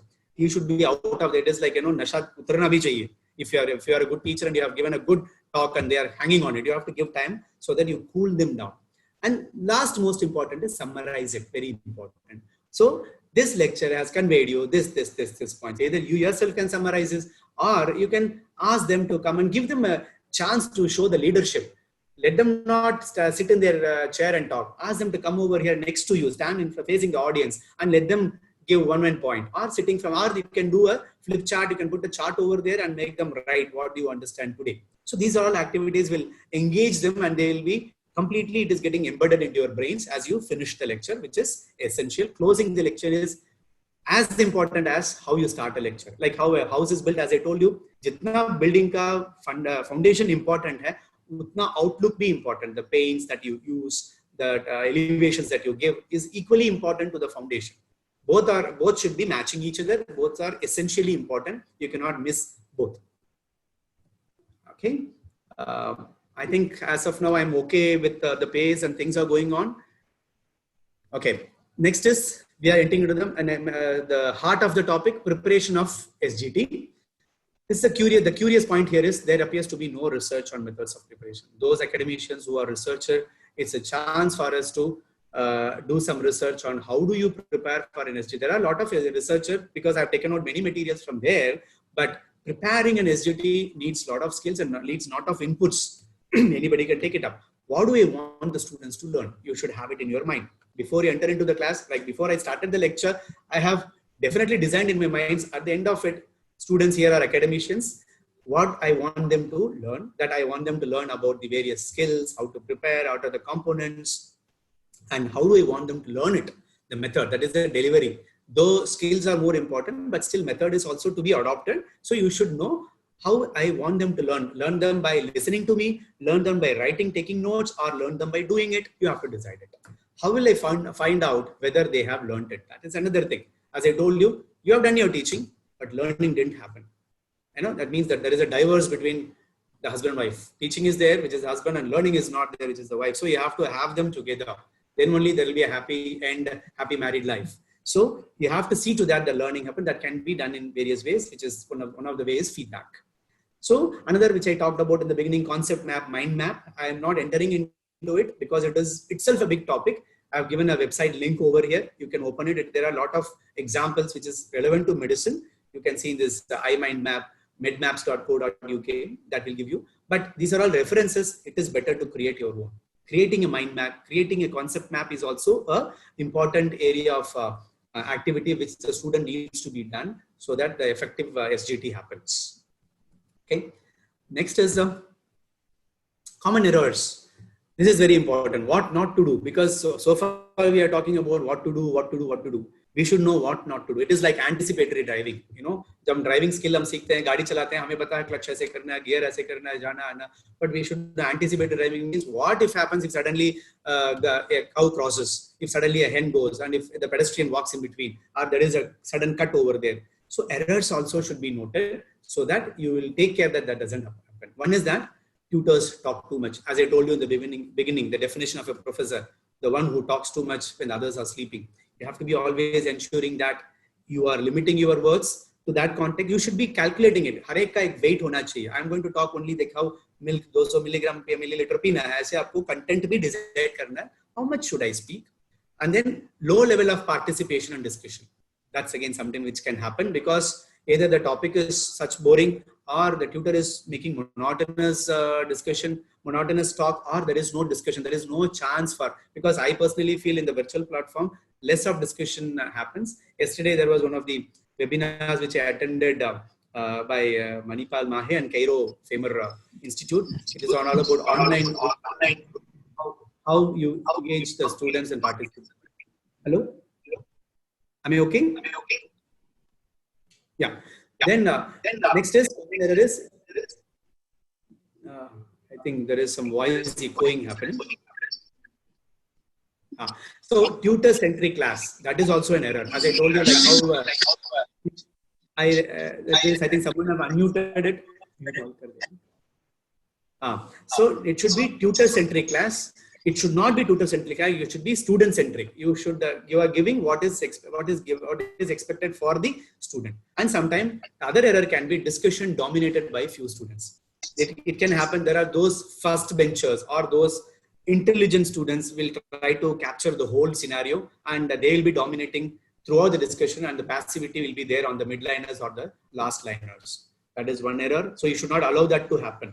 You should see to that everybody is equally participating. And there is too many questions. Sometimes you will be allowing so much things. You yourself will be posing too much questions and they'll be asking so much questions. Ultimately, you will not be arriving the destination. Because as we saw, journey is more important than destination. If the journey is good, destination is arrived. So if the process of your SGT is good, you are going to achieve that destination. If too many discussions means you are detracked. You have to always bring them back. That is another error. Discussion is unintentionally unfocused. It can happen. You would have taken an example, that is, you would have from the main stem to a branch, and you would have branching out, and you are left the main branch, main stem of it. So you have to be, that can happen unintentionally. Have a check on yourself that I am focused to my talk. Then insufficient variety of activities in a session. Like how this is also, I'm not so much satisfied because it's more of a monologue happening because of this technology. But you should try to have variety of activities which will keep them engaged, which will be more lively. And another is poor preparation by students. Sometimes the students are not prepared for the lecture. You would have called them suddenly from their clinical postings, or you would have started a talk which was not known to them or which was completely having no base. So students would not have come prepared. Achha, these much amount of activities has to be done. I'm not prepared. Anything needs time. You have to, that can also be an error. Give some time for the students to prepare some base out of it. Then not sufficient or poor feedback to students. You are not giving give proper feedback to the students. So students are not understanding that their participation in the lecture was not up to the mark. So that can also lead to error because you will be talking and they will be somewhere else. You know, that we call it as, physically present, mentally absent. Inability or unwillingness of tutors to respond to questions. It can happen. Many teachers probably, for two reasons, they don't. One is that they themselves may not be knowing it. Doesn't matter. I told you in the beginning, I'm still a learner. Many things I don't know. So I should be open with the students. Yes, I don't know. I'll go back, refer. But the only thing, the difference between the student and you, that is we, the teacher, we are having all those arms and ammunitions. I have the book source, I have my academician friends. I can ask anybody in this group, my student asked this question, can you just give me the answer tomorrow? I'm going to talk to them. But that may be one of the reasons that the teacher is not inability to respond to questions, unwillingness. Some teacher, who are you to come and ask me the questions? You go and read by yourself. That can also a mechanism many teacher might follow. Go back, read, and finish it off. They don't even get back to the students. Have you read? Did you get the answers? And the beauty is sometimes the student also won't come back to you and say that this teacher anyway is not going to respond to me. Let me not go and talk to him. Either he may go to somebody else or he will skip that topic. There comes the lack of knowledge. That's very important. Little attempt to get students to answer their own questions. So here what I mean, it's not, as I told you in the beginning, we are not in the senior secondary class. We are not doing pedagogy. We are doing andragogy, which is self-directed, self-motivation. There should be some internal drives. See, external drives are different for a classroom. I am attending the class because I want 80% attendance. I am attending the class because I want to please this teacher who will give me more marks. I want to attend this lecture because I have to get a degree. These are all external drives. If those students are all there in the classroom, means there is no effective teaching will happen, learning will occur. Internal drives means there are some occupational goals. There are some family needs. There are some passion inside them. I want to learn this. I want to be a good teacher. I want to be a good professional, healthcare provider. My family needs me. My support system is essential for my family to do something. Or I want to be a valuable citizen to this country. So these are all some internal drives. If those things are all there in the students, then the things will be at its best. So we have to ensure that these errors should be avoided. Okay. Methods of learning in SJ. Now I'm coming to the last part of it. There are different methods for teaching SJT: facilitating methods, generic methods, and specific methods. So these are the various methods which we can adopt in our day-to-day life, small group teaching methods. What are they? I'll go into it. Facilitating methods are very important. Many of us miss in this. One is seating arrangements. How you seat the student, make them seat. The presentation of the class, you have to see based on your talk, you can rearrange them to sit. I'll show you a few sites how that can be done. So keep it in mind that seating arrangements does play a major role in imparting effective teaching. The way they are seated, accordingly they will receive. Okay, what is that? I'll show you in the next slides. Thinking time, which I talked about it before also, that is another facilitating method. Buzz groups, I'll be talking about what it is. Snowball or pyramiding method. These are actual methods that we can use it in our classrooms. Crossover groups, these are all the things. So basic principle is, principles of making the small group smaller means you are focusing, you are much more deeper and deeper and deeper. You are going, small groups में भी एक small group create करना है. 100 से 50 किया, 50 से 25, 25 से 5 के बीच में भी एक दो को करना है. We should try to funnel it and then go it as a pyramid. You build it up, right?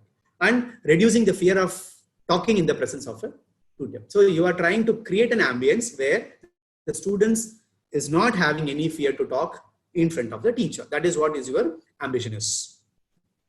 So seating arrangements, I have put a word gaze. This is something, it's a simple example of how a classroom needs to be seated. So here, if you see the tutor, the person is standing over there, he is visible to all.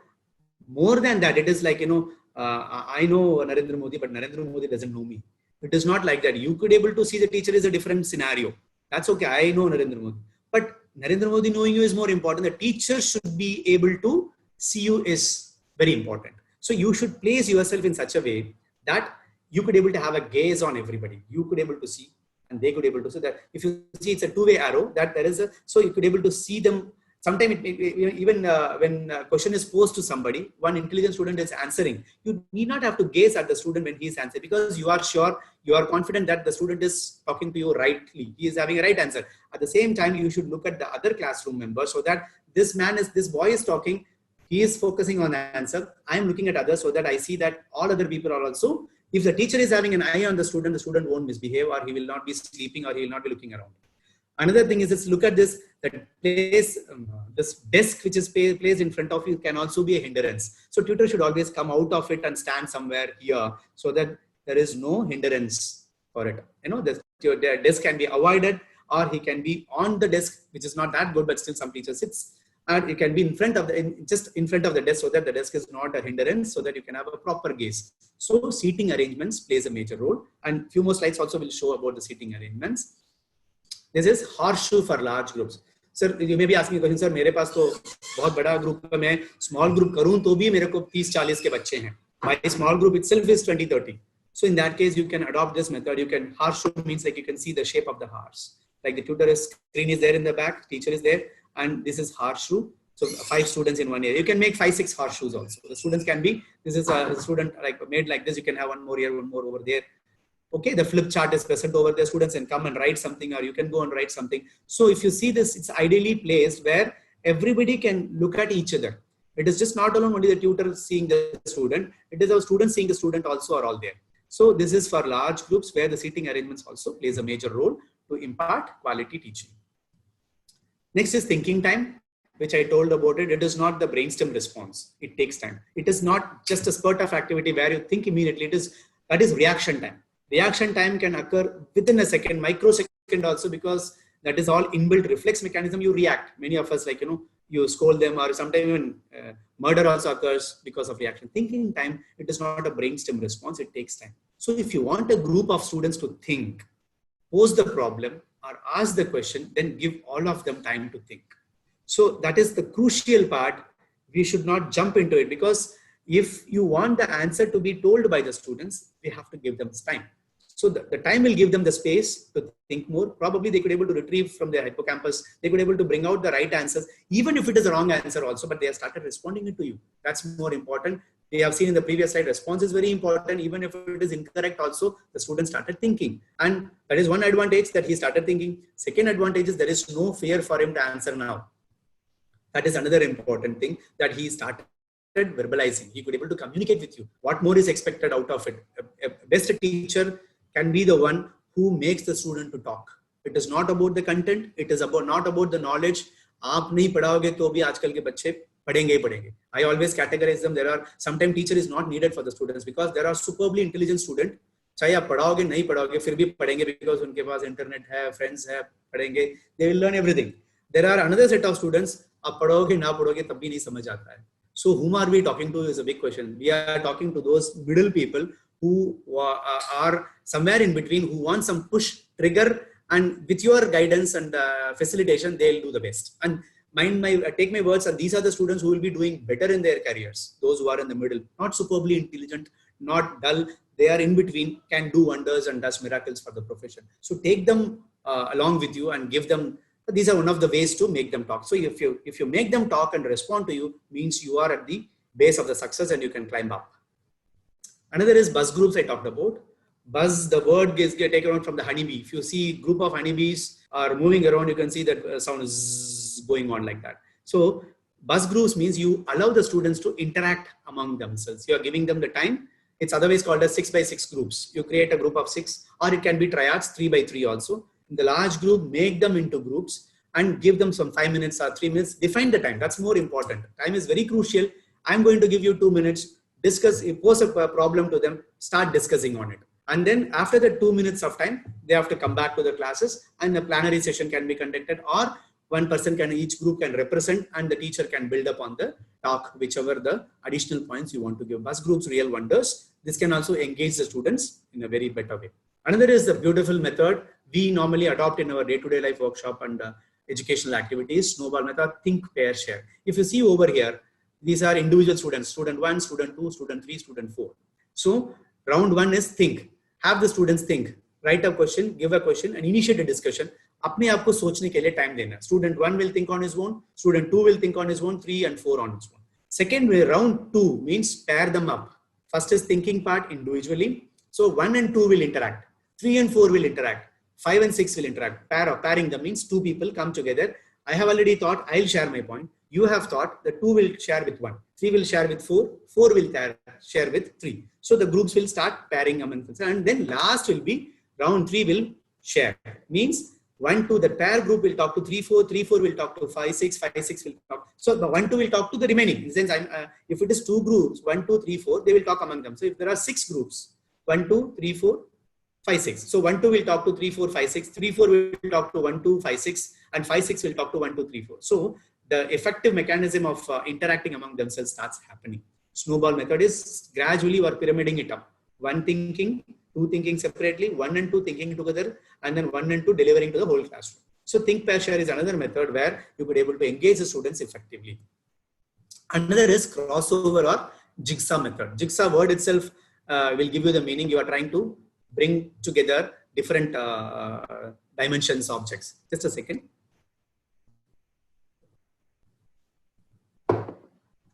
Here in the slides, you could see these are all one set of students who have been given, and like commonly we can do it in PBL, problem-based learning. Also, this can be done.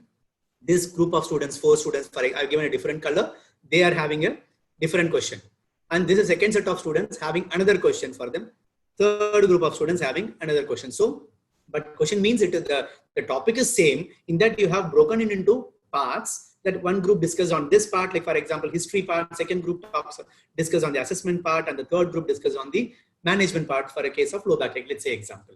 So you are giving time for the individual groups to discuss among themselves. It can depend from 2 minutes to 20 minutes based on the condition. Once when the 20 minutes or 2 minutes comes to an end, you are taking one from each. This one person comes over here, from here another person, from here another. So each group will represent, one person will represent, and they will start discussing among themselves. So you are combining, so you are trying to bring out a solution. This person will talk about the history of the low back ache, and he will talk about the assessment part, and he will, so combined way the group will present to the whole group. So based on the numbers, the time, you can post different things, and that whole group will interact among the classroom as a plenary session. And the facilitator, that is you and me, will be adding on things, correcting them, giving them more probes or prompts, so that the effective discussion sustains and outcomes are much better. So crossover is also an interesting, where you have a bigger problem and you want to break it into components and get the best out from the students themselves. You could have taught it by yourself, but here you are engaging them. The same thing is done in a different way. Next is generic method. Whatever we talked about are all facilitating methods. Generic methods are what we are adopting it. Tutorials, you all know that tutorial is mainly conducted for those probably weak students or some important point you want to discuss with one particular group. It is done between 1 or 2 or 3 students, where the teacher tutors. It's like a tuition class where you try to create more concepts, go in depth of understanding of one concept to that particular group, which can develop on it and come back to you. Seminars are another way which commonly is into practice. Many of the postgraduate students does it, but nowadays seminars are limited to PPT, but it is not actually PPT. Even the journal club is a seminar where one product is given to them. It's a paper, they read and come back and present it. We are using it for UG teaching also as a seminar, but we have to be careful in using the seminar term effectively for proper method. And workshops for a group of more than 15 or 20, where mostly hands-on things has to be done. You could able to take a concept and work on it and give them the hands-on experience where you do it, they do it, you correct it. And syndicates are another method of generic methods, where you give a project to the students, to a group of students. Multiple projects can be divided. One project can be divided in different parts, or different projects can be given to that 2, 3 or 4 people. They work on it, come back and present on it. That is syndicate. Nowadays, electronic syndicates are also there, which is beyond the scope of today's talk, but there are a lot of things available. Next is specific method. We talked about facilitating, we talked about generic, and we are talking about specific things. Lecturing. What we are doing it is in a way lecturing only, where one person talks, another person listens. And had it been F2F2, we would have been more discussing, but still here it is more of a lecture. Then step-by-step discussion, like you initiate a conversation, discuss it, go to the next. So you are having a sequence of your content, and you go sequence wise, one by one, enable discussion. You are not talking everything at the end of it, you are doing discussion. At every part, you enable a discussion to happen. Then free discussion. Here it is completely, the students are let free to discuss about the problems which they are given, and the tutor is still there to control them, in the sense, in order to avoid the detracking, but discussion happens. Another specific method. Brainstorming is almost like a free discussion, but here it is association. That means the students are like in the jigsaw, like, there is lot, it is more about quantity than quality. You are not worried about the outcome of it. You want them to engage, let many number of students come in and start. Here you are again like ice breaking. You want to involve each and every student in the group, and they associate among themselves. That's another way of doing short group. And role play, which is another effective method. If, for example, this is mainly for affective domain. In academician has been knowing about it, knowing about the psychosocial well-being of the patient, doctor, client age. You want to, it is very tough to talk in a classroom. Rather, you can develop a role play where one act as a patient, another act as a doctor, another act as a caregiver. So you demonstrate how doctor-patient relationship and interaction happens between this group. Example, I'm just saying it, which can be done as a role play method. It will be better than a classroom teaching. Fishbowl is another method where there are two groups, one outer group, one other, like how we were standing outside a bowl where the fishes is moving around and you are observing it. One group observe what is happening, and inner group will discuss and share the thing. That is fishbowl method, which can also be one of the method. Another interesting is tutorless groups. Sometimes you can, we call it as a group dynamics. You pose a problem, give them some 40 minutes, you get out of the classroom and let them have the freedom to discuss among themselves. At the same time, you have to set group norms. That's very important, because sometimes the tutorless groups, they go beyond the norms and something else outcome will happen, which probably unwanted for you. So set the norm before you leave the group, give them the time and get back to the group after they discuss it. Tutorless groups also sometimes, because here that inhibition is not there. There are no teacher, so the students can interact comfortably. Next is, I'm almost at the few end of my slides, another 5 to 7 slides are there. Dynamics of groups, that is called as group dynamics. How it is, collection of individuals only becomes a group when they begin to interact. In the first slide itself I told, interaction is very important. The dynamism happens only when the group interacts. Learning in small groups is essentially an interaction between a tutor, a group of students and the task. It is a mixture between three things: the tutor, the student and the task. It has to interact. The task is in the center. One side is the tutor, another side is the student, and that happens, that dynamism happens. Clearly, the personal characteristics and behavior of the tutor can have powerful influence on the moral and the performance of the group. As I told you in the beginning, the tutor needs to be well behaved, irrespective of his personal liking or dislikes or other influences that had happened in his personal life or outside environment, which should never reflect in the classroom. And because we are now discussing about a problem, not on a student, that's very important. The problem comes because if there is a notorious student in the class and he has given an answer which is incorrect, we will not target that incorrect answer, we will target the person, which needs to be very, very careful. Here, we are not discussing about the candidate, we are discussing about the talk. So we have to be very, very mindful in doing this, so which will establish a good rapport. Ultimately, outcome will be better. And groups which reflect upon their learning process. As I told you in the beginning, reflection, reflective writing, reflective thinking are key for retaining the knowledge, which will be more effective than those that focus solely on the task. So reflection, try to do that in your day-to-day life, clinical or in your classroom teaching, which is going to be effective. So when I talked about group dynamics, how to form the group is also an important. Tuckman and Jensen has given the phrases. It's FNSP, forming, group forming. First is you have to form a group. So that means you have to be careful. You and all can be a group. But that is why normally what to do is say number 1, 2, 3, 1, 2, 3, 1, 2, 3, 1, 2, 3 among themselves. All 1 will form a group, 2 will form a group, 3 will. So you avoid bias. That is one way of doing it. Or you purposely form a group where you have one senior student, one junior student, one clinical student. So you can form a group based on your need. Another is norming. As I told you, you have to set some ground rules, norms.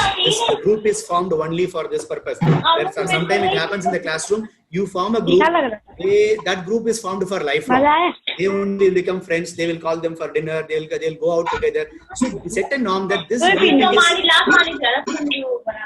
I request the unmute to others because somebody is opened up. Hearing other voice, may I request mute your audio. Please mute your audio. There are Miss Aditi, Miss Shubhashree, and Miss Lakshmi, whose audios are on. Please ensure to keep it muted so that others will be listening it. So group norms are very important. As I told you, set the norms. This group is formed on this process and disperse them. And then storming. Storming means then the actual discussion occurs. Forming, norming, storming. The storming is a brainstorming is coming from that where the group interacts. There may be likes, dislikes, there may be debates for, against. Allow the group to do debates. That's perfect. Nothing wrong in that because they are not fighting among themselves. They are trying to bring out some outcome. Let the storming occurs. And finally, the performing. Performing is you are coming out with the outcome, what is expected out of this particular lecture. So forming, norming, storming, and performing is the phase of the groups as devised by Tuckman, which is a very good method. You can adopt it for day-to-day life, classroom teaching. So now coming to the last part of it, problems in group.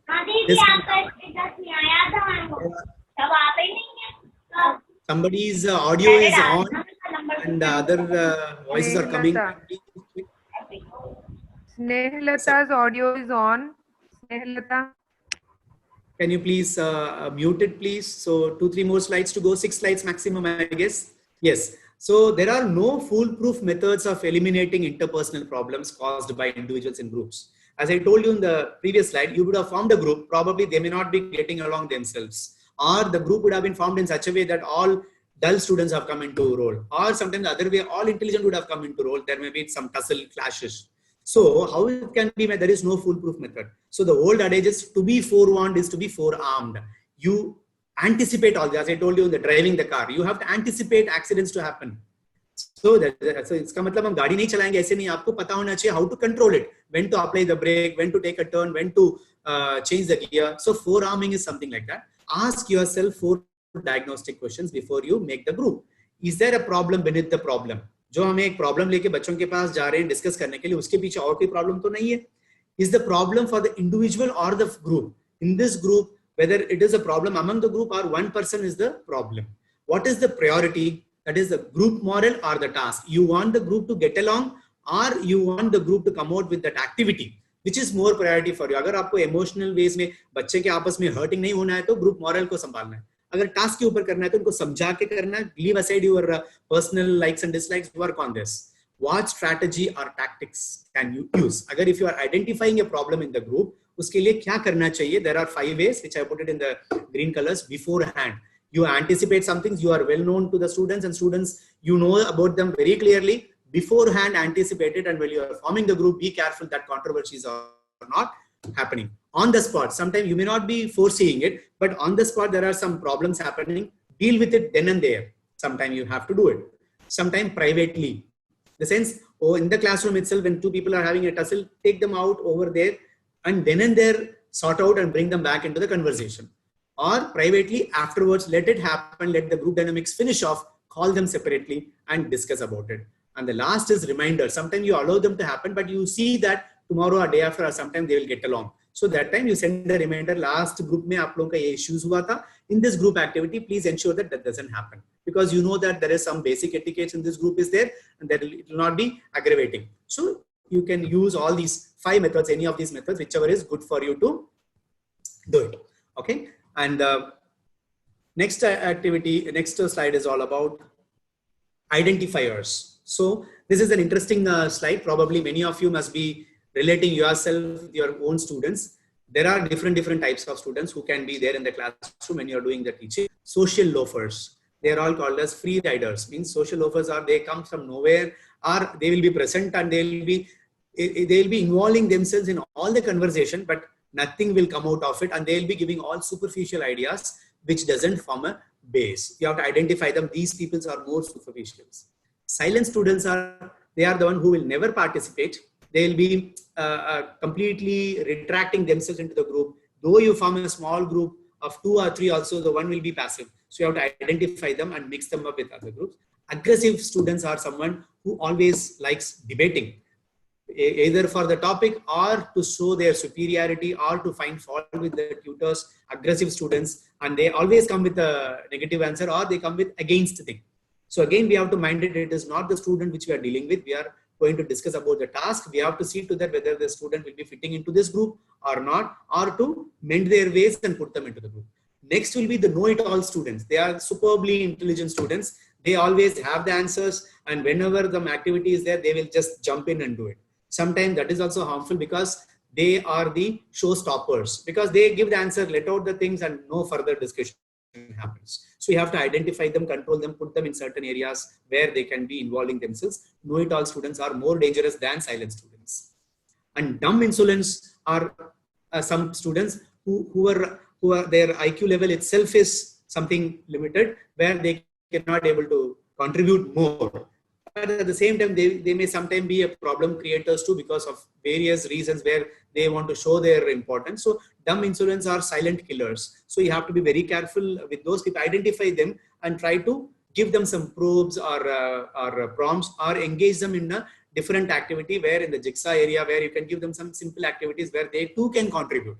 So by saying this, another is non-attendant students. So these people are absentees or they are there, but they are different from silent students. Silent students, they know answers, but they don't contribute. Non-attendant students are there where they are distracted. They'll be having multiple other areas, thoughts going on. You have to contain them and bring them back into it, into the discussion. So these are 6 students. By stating it over here, what I mean to say is it's not that anybody should be avoided or should be included.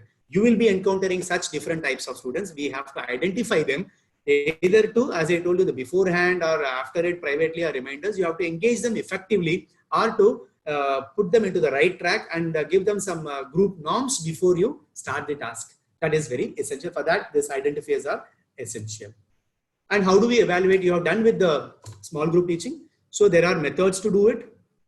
After you finish off your thing, you can conduct MCQs, which is a common method which we do. Nowadays online we do MCQs in the form of Google Forms or Kahoot apps, or sometimes if it is a clinical topic, OMP, 1 minute preceptors. You can ask them to do some role plays, that whatever the concept which has been done, are they displaying it, or they are showcasing it in front of you. Or EMIs, extended matching inquiries. You can have one problem posed and have multiple solutions. They have to relate it and choose it and put it into that. So you can ensure that whatever has been talked, the students have got it. Or the best way is student satisfaction surveys. Feel free, ask them, take the comments. First time, second time students may be sometime more harsh in giving it just to hurt or whatever the reason, because we are not here to be hurt by them. Student satisfaction surveys are one of the best ways to know how well you are doing it, what are the best ways and how can I mend my ways in the next lectures. You can conduct. So feedbacks, that can be done in any of these ways, either by asking questions in any of these forms or by taking surveys.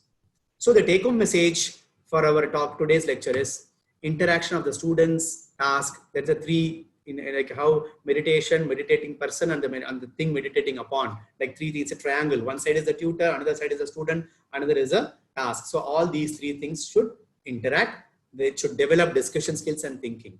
Second is all your activities should be thought provoking. That's more important, and it should develop attitudes and values, because since you are working on a small group, you could able to contain them, you could able to focus on them beyond education and the task completion. You can teach them professionalism also, how you as a good citizen, as a noble professional to be for the profession. Next most important is skills used by the tutor are more important than the methods used. So strengthen our skills, adopt certain skills which is to be acquired so that you can give the dialogues delivery in a proper method. And there are methods which I talked about, facilitating methods, thinking time, bus groups can encourage small group teaching, and roles and responsibilities. I have been talking about throughout the sites, what is the role of a tutor, what is the responsibility of a tutor and the students. We have been identifying it in every slides, how we have to do it, carry out those responsibilities without affecting the dynamics of the group. And attending to their socio-emotional well-being is very, very important. As I told you in the beginning, their grouping, norming and forming, you have to know whether it should not be threatening, the question should not be threatening, and it should not be pointing out the person. It is all about your content and the skills and the method of delivery. So accurate diagnosis is very important, and when to address to it, beforehand or privately, afterwards, or when you can do it in as a reminder, you have to understand it. And sessions of small group learning can be evaluated by various methods like examination in the form of MCQs or by doing some satisfaction surveys. All these things are going to be helpful for you. And these are the references from where I have taken a lot of information. And thank you for your patience listening. God bless everyone. Happy teaching and happy learning, because students must also be there. They are good learners and they are tomorrow's teachers. And I wish each one of us who are here a bright future, a good teacher. Teachers are the pillars of the nation who are building up the citizens for this country. And I wish that everybody does it diligently, happily, and productively. And any queries you can write to me. My email ID is there, hariharapi@charutarahealth.org. And my number is there. You can WhatsApp me for any information, literatures, whatever. I'll be glad to share my whatever that I have. So hope I'm done with what is planned for the today. Little bit 15-20 minutes extra I have taken it because of the technical errors and all. Apologies for that. And thanks for your patience listening. Any queries? Over to Dr. Bhavna. Meanwhile, I look into the chats. Thank you so much, sir. Yes. Good afternoon all. As all good things come to an end in life, so is the webinar. On behalf of the IAP Women's Cell Gujarat, I, Sub-Coordinator of Women's Cell, Dr. Shweta Parikh, an Associate Professor at the K.M. Patel Institute of Physiotherapy, take this opportunity to propose a vote of thanks who have directly or indirectly contributed to this webinar. I would like to extend a special thanks to IAP Women's Cell, especially National Head Dr. Ruchi Ma'am and our President Executive Dr. Sanjeev Jha sir for inspiring us. I am very grateful to Dr. Bhavna Gadvi Madam, a State Coordinator of Women's Cell Gujarat, for keeping faith in me and for giving me this opportunity and her encouragement and support. I wish to express my gratitude to eminent speaker, our own principal sir, Dr. R. Harihara Prakash, Professor and Principal at K.M. Patel Institute of Physiotherapy. The way he explained the topic is exemplary. We are really enlightened with his knowledge and presence, sir. I am sure this webinar will be of great help to all the academicians. I extend my big thanks to our enthusiastic participants across India. Thank you all for making this webinar successful with your all contribution. Thank you all of you. Thank you so much. Thank you, Shweta. Thank you, Bhavna Madam, for all this wonderful opportunity. Any questions, if anybody has, I'll be glad to answer you. I gone through the chat box. It's full of thanks and nice words for me. I'm glad and happy that everybody got it, and it gives me more elation. But I'll be glad to answer if anybody has any queries right now, right away. I'll be glad to answer, or anytime later too. Bhavna Madam, anything to say? I guess there is so much query, but you have explained such beautiful things in context of teaching, because as you said, it is a skill which needs. Oh, there is some connection lost. We couldn't able to hear you. I think due to network issue, she has been dropped off the meeting. That's what I feel. So maybe let's wait for a couple of minutes to get her back. Oh yeah. So it was very wonderful session. Thoroughly enjoyed it. Thank you, Dr. Dara. Thank you so much. You have been there right from the beginning. Thanks for your kind words. Thank you. I think Bhavna ma'am is back, sir. So we can, ma'am, please continue. Yes, please. Yeah. So I guess no scope of any questions, because the session, the content of the session was very good, and I am sure that everybody take home every message, take to class each and every message in teaching. So thank you so much, sir, for giving us an excellent enlightenment to teaching methodology. Thank you. I'm humbled, and I guess there is no much questions here, so we can conclude the session. Thank you so much. Thank you so much, and I hope everybody got the message of what is supposed to be. Thanks for being with us, and nice seeing you all. Keep teaching, keep learning, and let's take the profession higher and higher, and be best teachers. God bless. Thank you. Bye.